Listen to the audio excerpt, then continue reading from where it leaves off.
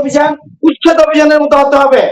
উচ্ছেদ অভিযান উচ্ছেদ হবে, এখানে কোনো হকার বসতে পারবে না। যে গাড়িটা নিলেই 1000 টাকা 1500 টাকা জরিমানা দিয়ে আনতে হয়, ওই গাড়িটা জরিমানা দিয়ে এনে আবার সেই একই জায়গায় সে পুনরায় ব্যবসা করতেছে। নারায়ণগঞ্জে যে সমস্ত হকাররা বসে তারা প্রত্যেকে বেয়াদব এবং যারা উচ্ছেদ করে, উচ্ছেদের টিমের সাথে জড়িত আছে, উচ্ছেদের লেবার গুলো যারা আছে তারাও বেয়াদবি করে তারা মানুষকে হাসি আলাস করে জিনিসপত্র নিয়ে যায়, গাড়ি থেকে নিয়ে যায়, আবার গাড়ি থেকে তাদেরকে টাকার বিনিময়ে ছেড়ে দেয়। সুলকা সাহেবের আমরা দেখেছি, নাজিমুদ্দিন সাহেবের আমরা দেখেছি, পৌরসভার সিটি কর্পোরেশনের সুইপারকে দিয়ে এই কাজ করানো হতো। আর আজকে শিক্ষিত নামের কিছু কলঙ্ক বেকার যুবককে এখানে বসিয়ে এই বেকার যুবকরা আধুনিক ভাবে ইনকাম করার পথ শুরু করে দিয়েছে। এই বৃক্ষরোপণের নামে সিটি কর্পোরেশন থেকে লক্ষ লক্ষ টাকা গায়েব হয়ে গেছে। নারায়ণগঞ্জের জনগণের টাকাগুলা লুটপাট করে খাচ্ছে। আসসালামু আলাইকুম দর্শক, আমি মিকাইল ইসলাম রাজ আপনাদের প্রত্যেককে নিরন্তর শুভেচ্ছা আর ভালোবাসা জানিয়ে শুরু করছি আলোর তরীর ভার্চুয়াল টক শো। আজকের টক শোতে আমার সঙ্গে সংযুক্ত আছেন সিনিয়র সাংবাদিক এবং রাজনৈতিক বিশ্লেষক জনাব মোহাম্মদ আবুল কালাম আজাদ। আবুল কালাম আজাদ ভাই, আসসালামু আলাইকুম। ওয়ালাইকুম আসসালাম। আসসালামু আলাইকুম। যারা দেখতেছেন এই আলোর তরীর টিভির যে টক শো এবং সারা বাংলাদেশ ও সারা বিশ্বে যারা দেখতেছেন সবাইকে আমার শুভেচ্ছা ও সালাম।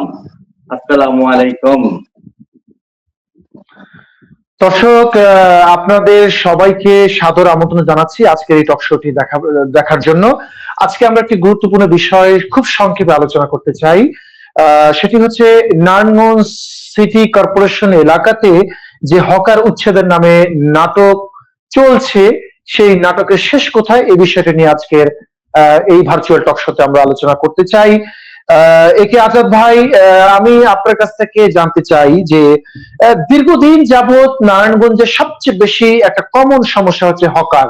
এই হকার আগে যেমন ছিল তার থেকে দ্বিগুণেরও দ্বিগুণ এরকম বৃদ্ধি পেয়ে গেছে।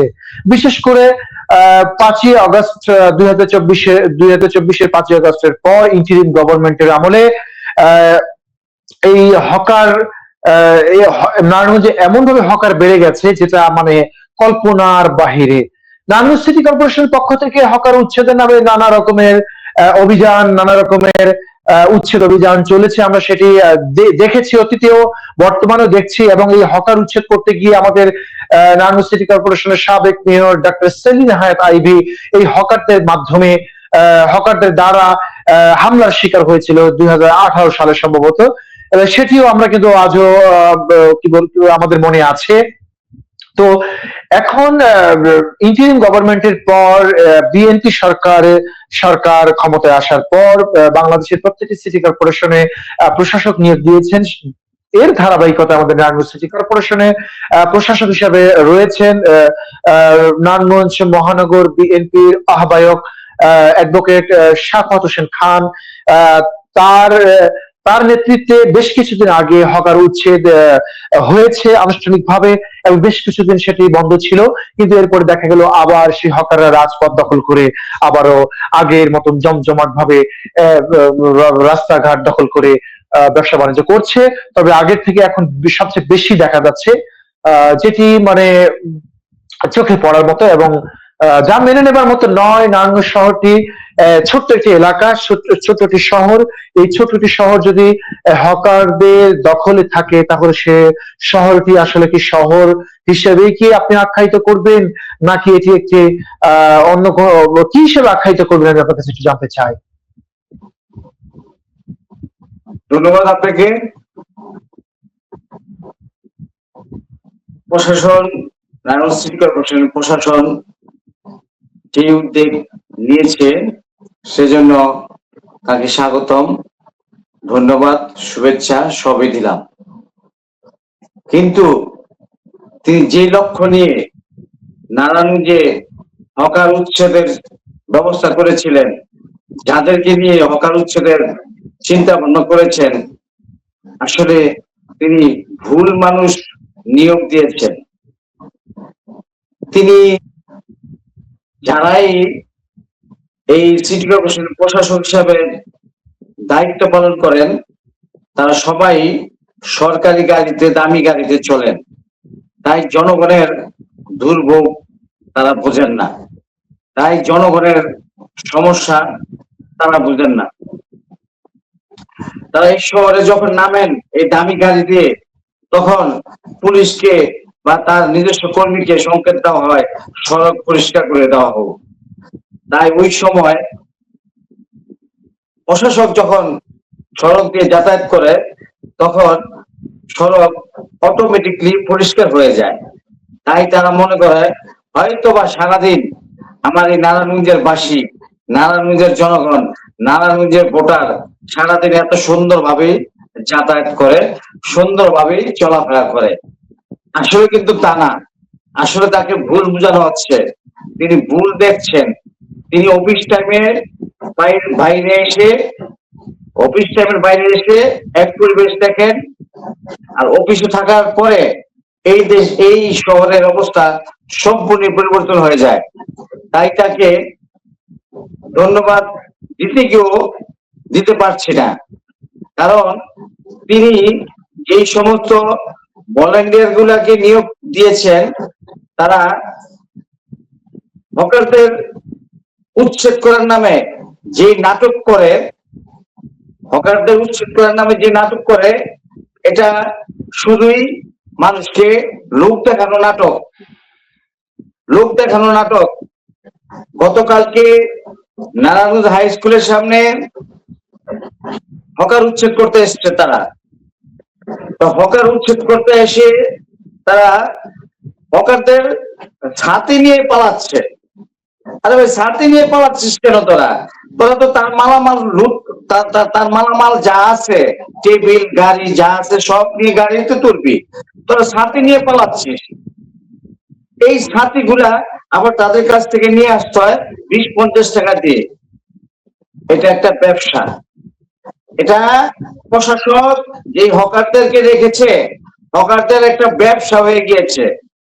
তো হকারদেরকে প্রশ্ন করা হলো, একজন সাংবাদিক প্রশ্ন করেছে, আপনারা যে এই ছাত্রীগুলো নিচ্ছেন, এই টেবিল নিচ্ছেন না, এই ভ্যান গাড়ি নিচ্ছেন না, হ্যাঁ, এই মালামাল গুলা নিচ্ছেন না, এগুলা নিয়ে প্রশাসনের কাছে জমা রাখেন, প্রশাসন এগুলা মডিফাই করে বিক্রি করে এই যা আয় আসবে, এই আয়গুলা প্রশাসনের তহবিলে জমা হবে।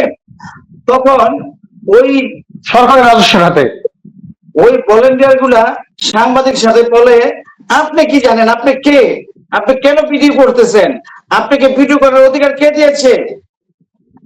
সাংবাদিক সাহেব বললেন যে আপনি যে এই ভ্যান গাড়িটা রেখে যাচ্ছেন, এই ভ্যান গাড়িটা রেখে যাওয়ার জন্য তো সরকার আপনাকে গাড়ি পাঠায় নাই, সরকার এতগুলা ভলেন্টিয়ার পাঠায় নাই, সরকার আপনাদের এই টিমটাকে পাঠায় নাই। আপনি পুরো গাড়িটা নিয়ে যাবেন, গিয়ে গাড়িটাকে সরকারি টেন্ডারে বিক্রি করবেন, অন্য জায়গায় সরকার যারা লোহা বিক্রি করে তাদের কাছে বিক্রি করবেন। এই বিক্রির আয় সরকারি তহবিলে জমা হবে। তখন ওই টিম সাংবাদিক রূপে ক্ষিপ্ত হয়ে তাকে আক্রমণাত্মক অবস্থায় চলে গেছে এবং তার কাছে সাংবাদিকতার কার্ড জানতে চাইছে যে আপনাকে একটু প্রশ্ন করতেছেন, আপনার কার্ড আছে, পরিচয়পত্র আছে? তখন সাংবাদিক বললো, আপনি আমার কাছে পরিচয়পত্র আছে বিধাই তো আমি এই ভিডিও গুলা করতেছি। তখন সাথে থাকা লেবার গুলো বলতেছে, আপনি কয় পয়সার সাংবাদিক? আপনি কয় পয়সার সাংবাদিক? আপনি কোন পাস সাংবাদিক? আপনি কি পাস করছেন জানেন? আমি ডিগ্রি পাস করেছি, আমি ডিগ্রি পাস করে এখানে আসছি। আমার প্রশ্ন, ওই সাংবাদিক যদি সে বলে যে আপনি কি পাস, আপনার কাছে কার্ড আছে কিনা, এত কিছু জানার পরে সে বলে ডিগ্রি পাস, আমার প্রশ্ন, একজন ডিগ্রি পাস ছেলে, একজন ডিগ্রি পাস ভলেন্টিয়ার কিভাবে একজন লেবারের কাজ করতে আসে এখানে, আর এসে সে বলে সে ডিগ্রি পাস? একজন ডিগ্রি পাস ছেলেকে কিভাবে, একজন গ্রাজুয়েট ছেলেকে কিভাবে লেবারের কাজে পাঠানো হলো? যে কাজগুলো আগে দেখতাম যে আমরা দেখতাম সুইপাররা করতো, সেই কাজগুলো সে করে কিভাবে? কারণ সে সন্ত্রাস। এই ধরনের সন্ত্রাস দিয়ে, এই ধরনের লোভী মানুষ দিয়ে এই উচ্ছেদ অভিযান কখনো সফল হবে না। কারণ তারা উচ্ছেদের নামে যে নাটক করতেছে, তারা গাড়ি ভ্যান গাড়ি কিছুই আটক করে না, সাময়িকের জন্য গাড়িতে তোলে, গাড়িতে তোলা নয়, নাও হাই স্কুলের সামনে থেকে তুললো, চাষারা গিয়ে কিছু টাকার বিনিময় সেই গাড়িগুলো আবার ছাড়িয়ে দেয়, ছাড়িয়ে দিল, সেই গাড়িগুলো আবার আগের জায়গায় বসলো। ঠিক এরকম ভাবে যদি উচ্ছেদ করে আর এরকম ভাবে যদি গাড়িগুলো তাদেরকে ফেরত দিয়ে দেয়, তার চকিগুলো তাকে ফেরত দিয়ে দেয়, সে তো আবার বসবেই, সে তো আবার এখানে বসবে, সে তো 100 টাকা 200 টাকার বিনিময়ে তার 6,000 টাকা 10,000 টাকা দামের গাড়ি পেয়ে যাচ্ছে, তাহলে সে সেখানে আবার আচ্ছা, আমি একটা বিষয় জানতে, সড়ক পথ বন্ধ করে, মানুষের চলাচলের পথ বন্ধ করে, গাড়ি ঘোড়া চলাচলের পথ বন্ধ করে সে আমার দোকান বসাবে, তাহলে এই উচ্ছেদের নামে সিটি কর্পোরেশনের যে টিম চালাতে যে টাকার লস হচ্ছে, এই উচ্ছেদ অভিযানের নামে গাড়ির তেল পোড়াতে যেই টাকা লস হচ্ছে, তাহলে জনগণের টাকা নিয়ে প্রশাসন এগুলো কি করছে? প্রশাসন কেন এই টিম বানানো হচ্ছে? উচ্ছেদ অভিযানের মতো হতে হবে। উচ্ছেদ হবে, এখানে কোনো হকার বসতে পারবে না, তাহলেই হবে উচ্ছেদ অভিযান। এই নাটক বন্ধ। আচ্ছা, আমি আরেকটা বিষয় জানতে চাচ্ছি সাহেব, বলছি আপনি জনগণের টাকা দিয়ে, জনগণের পয়সা নিয়ে এই মানুষকে এইভাবে নাটক করাচ্ছেন, আর এই সমস্ত শিক্ষিত নামের লেবার গুলাকে দিয়ে আপনি নাটক করাচ্ছেন। শিক্ষিত লেবার গুলা বলে আমরা মানবিক মানুষ, আমরা তাদের চকি ভাঙতে পারি না, আমরা তাদের এই গাড়ি ভাঙতে পারি না, আমরা মানবিক বুঝি। মানবিক বুঝলে তাহলে উচ্ছেদ অভিযান করার দরকার কি? আপনারা মানবিক নিয়ে বসে থাকেন। আচ্ছা, আমি একটা বিষয় নিয়ে আমি একটা বিষয় জানতে চাচ্ছি মাঝখানে ভাই, হকার, এই হকার উচ্ছেদ অভিযানের নাটক বন্ধ করেন, বন্ধ করেন। আচ্ছা ভাই, আমি একটা বিষয় জানতে চাচ্ছি, সেটা হচ্ছে এই হকারদের মালামাল গাড়িতে উঠায় নিয়ে চলে যায়, আবার দিয়ে দেয়, তাহলে দিয়ে যেহেতু দেয়, তাহলে আবার নিয়ে যায় কেন? আর মাঝখানে সরকারি গাড়ির তেল খরচ করে কেন? এই বিষয়ে একটু জানতে চাচ্ছি ছোট্ট আকারে। এটা একটা বিজনেস, এটার বিনিময় যারা উচ্ছেদ করে নিয়ে যায়, তারা প্রশাসনের গন্তব্যে, প্রশাসনের যে তহবিল আছে তহবিলে জমা রাখে না, তারা মাঝপথ থেকে টাকার বিনিময় তাদেরকে ছেড়ে দেয়।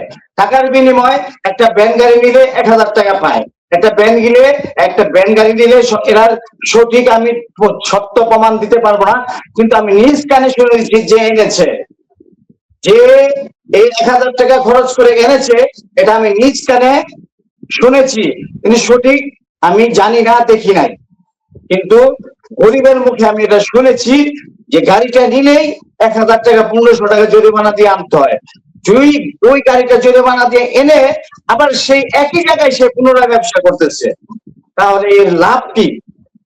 সরকারের লাভ কি? জনগণের লাভ কি? প্রশাসনের লাভ হচ্ছে, তারা প্রশাসনের কিছু লেবারদের লাভ হচ্ছে, কিছু টাকা পাচ্ছে, জনগণের টাকা নষ্ট করে তাদের পকেট পারি করছে, এটা আসল কোনো সমাধান হচ্ছে না। আপনি দেখেন সারাদিন হকার থাকে শহরে, হকার মুক্ত কোথাও নাই, কোথাও সুন্দরভাবে গাড়ি চলাচল করা যায় না, কোথায় সুন্দরভাবে হাঁটা যায় না, রাস্তাঘাটের ভিতরে দোকানপাট বসিয়ে রাখে, রাস্তার দোকান বসা শেষ হওয়ার পরে আবার রাস্তার মাঝের আইল্যান্ডের ভিতরে দোকান বসে, দেখলে অবাক লাগে। আমি বিভিন্ন দেশে দেখেছি, এরকম হকার বসতে কোথাও দেখি নাই, এরকম নিম্ন স্তরের মানের হকার কোথাও বসতে দেখি নাই। ইভেন আপনি ঢাকা দেখেন, ঢাকায় তো অস্বাভাবিক হকার বসে না, বেয়াদব হকার বসে না, নারায়ণগঞ্জে যে সমস্ত হকাররা বসে তারা প্রত্যেকে বেয়াদব, এবং যারা উচ্ছেদ করে, উচ্ছেদের টিমের সাথে জড়িত আছে, উচ্ছেদের লেবার গুলো যারা আছে, তারাও বেয়াদবি করে তারা মানুষের হাসি আলাস করে জিনিসপত্র নিয়ে যায়, গাড়ি থেকে নিয়ে যায়, আবার গাড়ি থেকে তাদেরকে টাকার বিনিময়ে ছেড়ে দেয়। এটা আমি শুনেছি, অনেকেই বলেছে যে আমাদেরকে কোনো রিসিপ্ট দেয় না, তারা রিসিপ্ট না নিয়ে এই গাড়িগুলো আমাদেরকে ফেরত দিয়ে দেয়, এই যে জিনিসপত্রগুলো ফেরত দিয়ে দেয়। তাহলে জনগণের কি লাভ? সরকারের কি লাভ? প্রশাসনের কি লাভ? এই গাড়িগুলা টাকা নষ্ট করে এই লেবার গুলার প্রতিদিন রোজ দিয়ে কি লাভ? সরকার সুনকা সাহেবের আমলে দেখেছি, নাজিমুদ্দিন সাহেবের আমলে দেখেছি, পৌরসভার সিটি কর্পোরেশনের সুইপারকে দিয়ে এই কাজ করানো হতো। আর আজকে শিক্ষিত নামের কিছু কলঙ্ক বেকার যুবককে এখানে বসিয়ে এই বেকার যুবকরা আধুনিক ভাবে ইনকাম করার পথ শুরু করে দিয়েছে। তাই বলছি প্রশাসনকে সাবধান হন, এই ধরনের অসাধু লেবারদেরকে এখান থেকে সরিয়ে সঠিক ভালো মানের লেবার এখানে ফিট করেন, ভালো মানের লেবার এখানে ফিট করে, যারা পয়সার বিনিময়ে কোনো জিনিস ছাড়বে না। আর ছেড়ে যদি দেয় সেই টেবিল ভ্যান গাড়ি, সেটা তো আবার পুনরায় এখানে এসে বসে। হকার তো নিরুৎসাহিত হচ্ছে না, হকারকে নিরুৎসাহিত করার জন্য এই কাজ আপনারা করতেছেন, যাতে হকার পুনরায় না বসে। হকার পুনরায় না বসার জন্য তার মালামাল সব নিয়ে যাচ্ছেন, আবার পয়সার বিনিময়ে তাদেরকে ছেড়ে দিচ্ছেন, কোনো রিসিপ্ট নিচ্ছেন না। রিসিপ্ট বা রিসিপ্ট দেওয়া হচ্ছে না। এই যে রিসিপ্ট দিচ্ছেন না, এটা তো সরকারের সাথে প্রতারণা করা হচ্ছে, জনগণের সাথে প্রতারণা করা হচ্ছে। এর আয় আপনারা লুটে পুটে খাচ্ছেন। ইতিপূর্বে সবাই খেয়েছে, আপনারাও খাচ্ছেন। আপনাকে আরেকটা অবগত করাই, তারেক রহমান সাহেব বাংলাদেশের প্রধানমন্ত্রী, শহীদ জিয়া রহমান সাহেবের সন্তান তারেক রহমান সাহেব বৃক্ষরোপণ কর্মসূচি দিয়েছে। সেই বৃক্ষরোপণ কর্মসূচি আপনার চোখে কি পড়েছে উপস্থাপক সাহেব? নারায়ণগঞ্জের কোথাও সিটি কর্পোরেশন বৃক্ষরোপণ করেছে? আমার মনে হয় না আপনি বলতে পারবেন চোখে পড়ার মতো কোনো বৃক্ষরোপণ আপনি দেখেছেন। কিন্তু এই বৃক্ষরোপণের নামে সিটি কর্পোরেশন থেকে লক্ষ লক্ষ টাকা গায়েব হয়ে গেছে, যেটাই নারায়ণগঞ্জের জনগণ জানে না। এই লক্ষ লক্ষ টাকা পরিশোধ করার জন্য কিছুদিন আগে 25% 30% কমিশন দিয়ে ট্যাক্স আদায় করেছে, 40% কমিশন সার্ভিস দিয়ে ট্যাক্স আদায় করে ওই বৃক্ষরোপণ, ওই বিভিন্ন কর্মসূচির যে টাকাগুলো আছে, টাকাগুলা তাদেরকে দিয়েছে, এই দলীয় লোকদেরকে দিয়েছে। কিন্তু নারায়ণগঞ্জের কোন জায়গায় কোন একটা বৃক্ষরোপণ হয়েছে বলে আমার মনে হয় না। যদিও তো একটা বৃক্ষরোপণ কোথাও হয়ে থাকে, সেটা তারেক রহমান বা বন মন্ত্রণালয়ের আইনে নিয়মে যেভাবে গাছ লাগাতে হয় সেই নিয়ম এখানে পালন করা হয়নি। একটা বৃক্ষরোপণ করতে হলে সেখানে বাঁশের মাচা ফিট করতে হবে, বাঁশের গাঁথনি দিয়ে তাকে লাগাতে হবে, সেখানে মাটি কোদে মাটি বের করে ওখানে সার মিশিয়ে বহুত উন্নত মানের বিশেষ পদ্ধতিতে এই গাছ লাগাতে হবে। সেখানে কিছুই লাগানো হয়নি। আপনি একজনকে দায়িত্ব দিয়েছেন, সে কৃষি সম্বন্ধে কিছুই বোঝে না, গাছ সম্বন্ধে কিছুই বোঝে না, কি গাছ লাগাইতে বলছে সেটাও জানে না। সে বৃক্ষরোপণের নামে আপনার থেকে কাজ নিয়েছে, সে বৃক্ষরোপণ করে ফেলেছে। বৃক্ষরোপণ দেখাই দিচ্ছে আপনার বৃক্ষরোপণ করছে, কিন্তু এই বৃক্ষরোপণ আইনে নাই যে এই গাছটি লাগাতে হবে। সে লাগিয়ে আজাদ ভাই শোনেন, আজাদ ভাই লাগাই দিয়ে আমার বিলটা দেন, বিলটা চাইতে গিয়ে বলে এই নিয়মে লাগাইছে, কিন্তু সম্পূর্ণ ভুল পদ্ধতিতে তারা টাকা নিচ্ছে। যে গাছ লাগাইছে সে সিটি কর্পোরেশনের কোন ঠিকাদারি লাইসেন্স নাই, এমন সব মানুষদের আপনারা কাজ করাচ্ছেন এবং নারায়ণগঞ্জের জনগণের টাকাগুলা লুটপাট করে খাচ্ছেন। এই জন্যই কি এই প্রশাসনের কাজে বসানো হয়েছে? বিগত দিনে আওয়ামী লীগ সরকার যা লুটপাট করেছে ঠিক এরকম পদ্ধতিতে আপনারা চলছেন। আজকে সর্বক্ষেত্রে আপনাদের এই প্রশাসনের সিটি কর্পোরেশনের লুটপাট চলছে। প্রশাসন সাহেব, আপনি সাবধান হন। আজাদ ভাই আমাদের সময় একেবারে শেষের দিকে। আজাদ ভাই, আমাদের কথা একেবারে শেষের দিকে, আমাদের অনুষ্ঠানটি একেবারে শেষের দিকে, কথা সংক্ষেপ করার জন্য অনুরোধ করছি। সংক্ষেপ করার উচিত করছি হলো, নারায়ণগঞ্জের পরিস্থিতি উন্নয়ন করার জন্য সড়ক পথের যে হকার গুলা আছে সেগুলা উচ্ছেদ করতে হবে, তাদের মালামাল গুলা আটক করতে হবে। আটক করার পরে এগুলা যে মালামাল গুলা বিক্রির উপযুক্ত সেগুলো টেন্ডারে বিক্রি করতে হবে, এবং যেগুলা লোহা কাঠ আছে এগুলা ভেঙ্গে চুরে লোহার ব্যবসায়ীদের কাছে টেন্ডারে বিক্রি করতে হবে, সব ভেঙ্গে চুরে করতে হবে। তাহলে হকার উৎসাহিত কম হবে। এবং এই সড়কে যত অবৈধ যানজট আছে, অবৈধ রিক্সা আছে, অবৈধ গাড়ি আছে, এগুলা চলাচল বন্ধ করতে হবে। যে হারে অটো বৃদ্ধি পাচ্ছে, এই অটো গুলা গাড়ি চার্জ দেয় কোত্থেকে সেগুলো জানতে হবে। বিদ্যুতের অপচয় করতেছে এই অটো গুলাকে তদন্ত করা উচিত। কোথায় কয় পয়সা খরচ করে সরকারকে খরচ দিয়ে তারা চার্জ দেয়, এই বিদ্যুতের দিকে নজর রাখা উচিত। এই প্রশাসনকে আমি বলবো এই শহরে আজাদ ভাই আমরা অনুষ্ঠানের শেষের দিকে, আমরা একেবারে অনুষ্ঠানের শেষের দিকে আজাদ ভাই। জি, আমি বলবো হকার উচ্ছেদের যে ব্যবস্থা তা পরিবর্তন করা উচিত, এবং হকার উচ্ছেদ যেভাবে সঠিকভাবে আপনাদেরকে দেওয়া হয়েছে সরকারি নিয়মে সেইভাবে করা উচিত। মায়া ভালোবাসা দিয়ে যুদ্ধ হয় না, যুদ্ধ করতে হলে জয় টেনে আনতে হলে সংগ্রাম করতে হবে, সংগ্রামের মতো সংগ্রাম করতে হবে।